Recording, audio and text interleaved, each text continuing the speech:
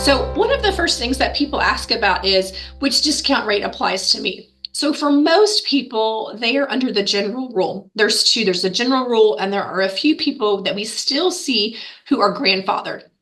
But under the general rule, the rate that is in effect on your benefit commencement date is the one that applies to you. So your benefit commencement date is always the first day of the month. Doesn't matter if that is a holiday. So for example, to get the second quarter discount rate, the absolute latest date your benefit commencement date can be is June 1st. So by July 1st, you're already in the third quarter. Now, there is the exception to that, which is the grandfather folks. There may or may not be some of those people in the room. And so we'll get back to what grandfathered means in a minute. But grandfathered is related to the Pension Protection Act of 2006 and how that changed a few of the rules as well. And the main reason we mention this is because there might be a few people that might talk to some coworkers and they're not really sure if there's a separate one that applies to them.